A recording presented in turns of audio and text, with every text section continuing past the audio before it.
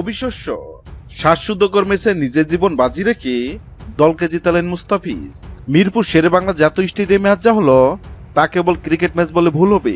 পাকিস্তানের বিপক্ষে 11 রানের জয় দিয়ে সিরিজ নিজেদের করে নিল বাংলাদেশ। মিরপুর গ্যালারিতে তখন পিতপত নীরবতা। জয়ের জন্য পাকিস্তানের শেষ 2 ওভারে প্রয়োজন ছিল 24 রান, হাতে মাত্র 2 উইকেট। ক্রিজে মারমুখে আফ্রিদি আর হ্যারিস শ্রফ। বল হাতে ইনিংসের 49তম ওভারে এলেন কাটার মাস্টার মুস্তাফিজুর রহমান। ওভারের পঞ্চম বলে এক ভয়ঙ্কর পরিস্থিতির সৃষ্টি হয়। আফ্রিদি সজোরে মারা একটি শট সরাসরি আঘাত হানে মুস্তাফিজের হাঁটুতে। ব্যথায় কুকরে মাটিতে লুটে পড়েন ফিজ। গ্যালারি তখন স্তব্ধ। সবাই ভাবছিলেন ফিজ কি আর বল করতে পারবেন, কিন্তু সবাইকে অবাক করে দিয়ে যন্ত্রণাকে সঙ্গী করে উঠে দাঁড়ালেন ফিজ। খুঁড়িয়ে খুঁড়িয়ে করলেন ওভারের শেষ বলটি, আর সেই অদম্য জেদি ফল দিল। হ্যারিস শ্রফকে সাজগরে ফিরিয়ে পাকিস্তানকে ম্যাচ থেকে ছেঁকে দেন তিনি। শেষ ওভারে পাকিস্তানের প্রয়োজন ছিল 14 রান। তরুণ লেগ স্পিনার রিশাদ হোসেনের উপর ছিল গুরু দায়িত্ব। প্রবল চাপের মুখেও রিশাদ দেখালেন অসীম ধৈর্য।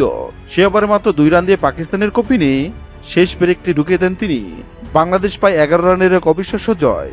হ্যাঁ দর্শক, যদি ভিডিওটি ভালো লাগে লাইক দিবেন এবং সাবস্ক্রাইব আমাদের চ্যানেলের সঙ্গে থাকবেন। ভিডিওটি দেখার জন্য আপনাকে অসংখ্য ধন্যবাদ।